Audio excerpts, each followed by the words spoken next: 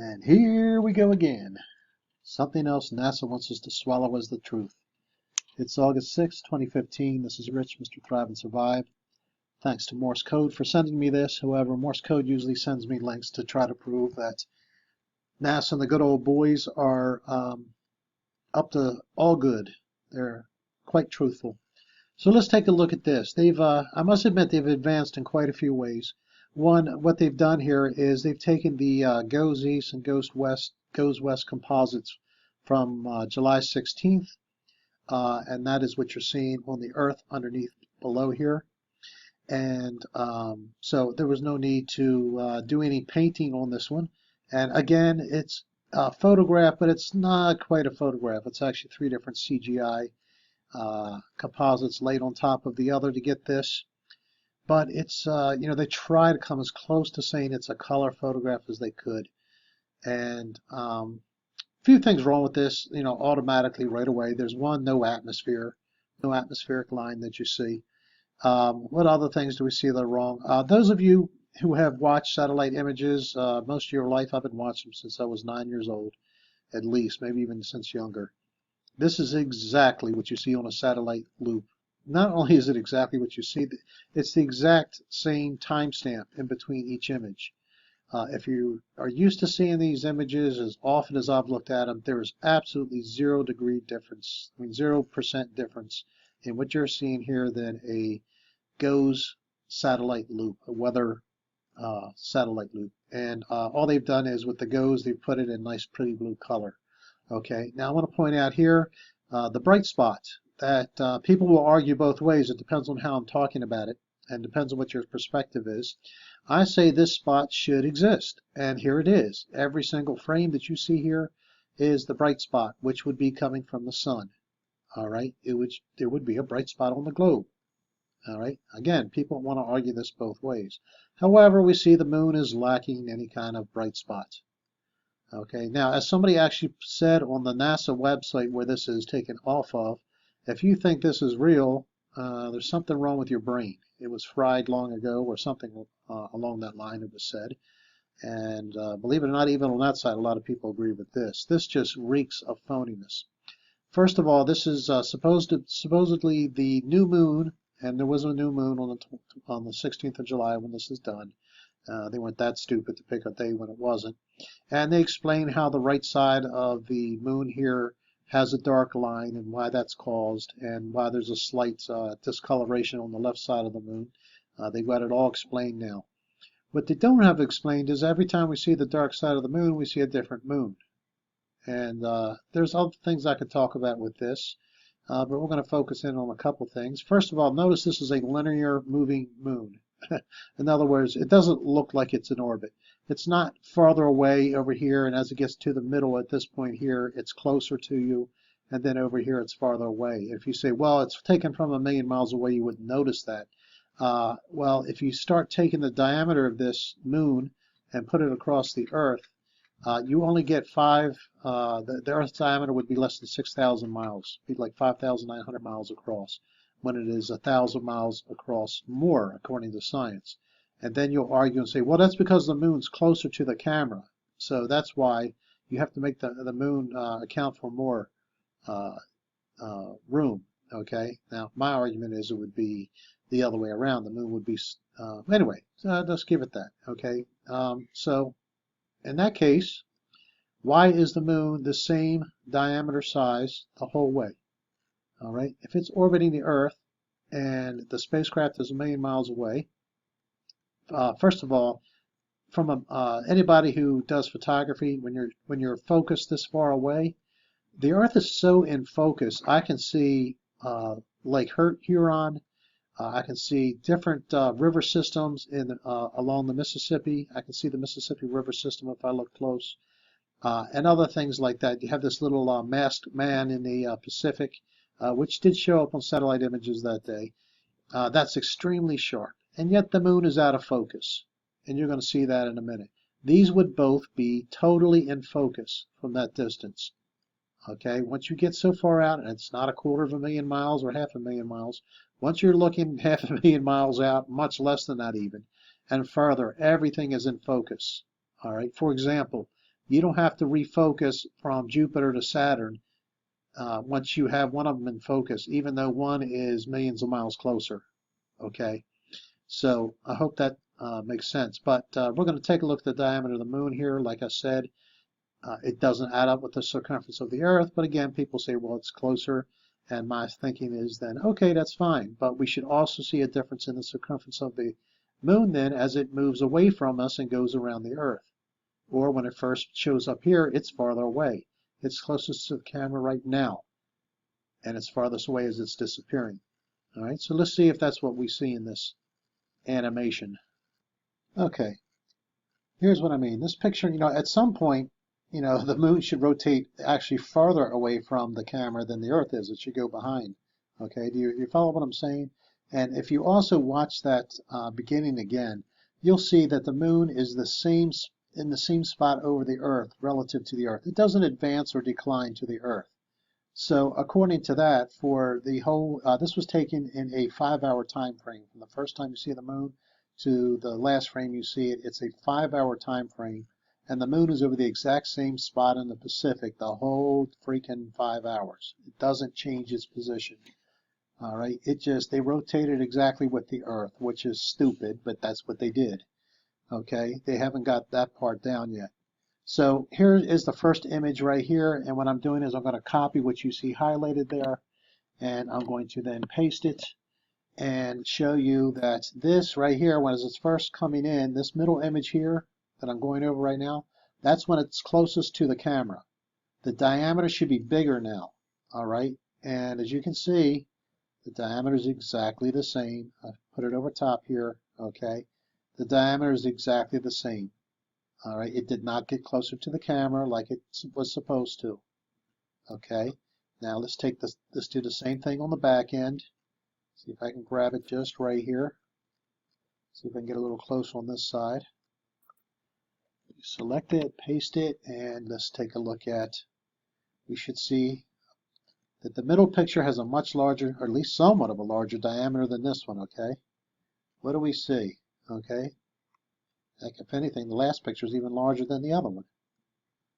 Oh my, maybe it is. No, they're about the same, I think. No, you know what? It looks larger. It looks larger than this one. That's the exact opposite of what we should see. I'd be interested in somebody that's got good software to go in and take a look at this. That right image, this is as the moon is taking off in the right side of the picture, it's disappearing on the right side. Compare that to the image here and as it's approaching over here. That's definitely larger. That makes no sense at all. Okay, none at all. Okay, from the perspective we're seeing it, all right, it should be going away from us as it's rotating around towards the Earth. Okay, what is it rotating around the Discover that took this? All right, here's some interesting things. Now this first one is kind of grainy here. This picture on the left, but this is taken from, I think it was called Mira 1, something like that, in the circa 1959, 1960 era. Okay, what we see here is this is, to me, the best picture of all of them, really, even though this seems to have more detail. This was the first image of the back part of the moon. And look at all these humongous dark spots. When you look at this from a distance, it looks like NASA's symbol here. Interestingly enough, that shows up a lot. Just like that Apollo 17 supposed image of the Earth, it had that cloud formation that goes like this. It's also NASA's image, all right, or at least some sort of representation of it is what it looks like to me. Let me go ahead and shrink this down here. Okay, this, was a more modern backside image. I forgot this is on Wikipedia, and of course that's God of all truth, so you can believe this one. This is much more detailed of the moon. I've got image problems with this image as well, with the shadows on here. We see shadows, for example, on the right side of craters when supposedly the sun is directly behind us looking at it because it's full. There's no, this would be a big angle here, all right? So either the sun would be way over here or way over here, depending on where the shadow is being cast from the ring of that crater.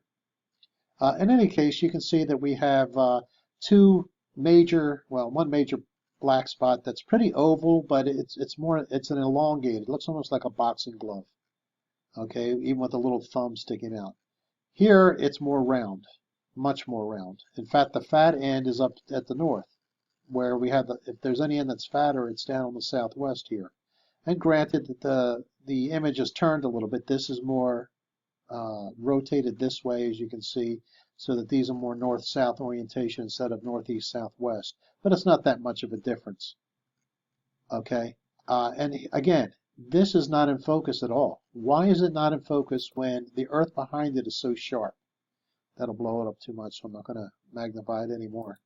But and also we see this star-shaped thing that we see on the front of the moon, where we see particularly near the south polar region.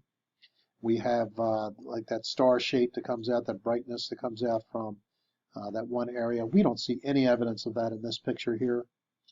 These are two different moons, if you ask me. And again, why so much detail of the earth behind it? Like I said, I could pick out Lake Huron and parts of the Mississippi, and the moon is pretty much obliterated, out of focus, and as we just found out, they're not, diameter isn't even right. So just a quick video to, I mean, there's other things I could have talked about in this video. Let me show you one thing real fast. Okay, here's where I took the diameter of the moon when it was right in the middle. Okay, and again, for some reason, it was larger over here. I don't know why that is. But anyway, you see this line right here? This line represents 2,160 miles. That's, it's 2,159 point some miles is supposedly the diameter of the moon. So I rounded it to 2,160 miles. And as you can see, that goes across the Earth 2 2/3 times. Okay, I broke this down here into thirds, and 2/3 goes exactly to the edge here. So 2 2/3 times. That equals 5,760 miles, but the Earth is supposedly 7,913 miles. So there's a 2,200 mile difference, but if you're saying, well, the moon is disproportionately large here, then why is it that we don't see the diameter get smaller as it moves from the lower left to the lower, and this should be the biggest right here, the biggest diameter. When we get up here, when it's going off the screen, it should be smaller. As we just saw, it's bigger. And over here, it should be smaller as well, and it's tied with this. So definite inconsistencies with this. I could even say, well, maybe the angle of the camera is apparent. I mean, you can tell where the camera is. It's directly behind where the moon is. And again, no bright spot on the moon. All right, there's a bright spot on the Earth, but no bright spot on the moon. So anyway, another fake. They're doing better. At least they're taking actual ghost pictures and overlaying them now, so you don't have to paint, I guess, pay people to paint it on. But their perspective seems off. The diameter is not right in relation to the Earth. Not bad, but it doesn't win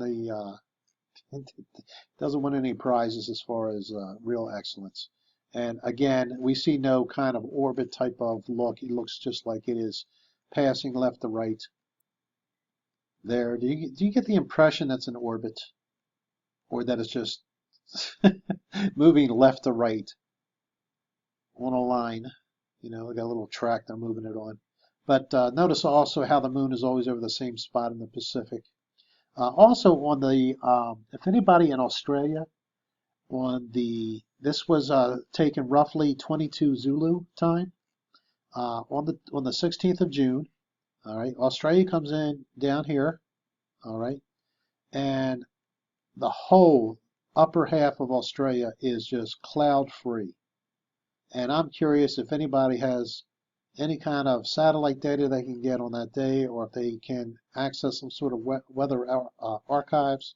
But if you look at this, most of Australia is just beautiful. But I'll tell you one thing, Australia is awful close to the pole. They have the poles roughly here. This is where it would have to be along this line, because if we're spinning east and west, okay, or towards the east, The pole would have to be this orientation here.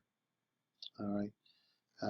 That just had me think of something too. So then why are we seeing that black spot on the moon where it is? It should be rotated a little bit more the other way. Anyway, I don't know about that. But in any case, another good try, NASA, but fail.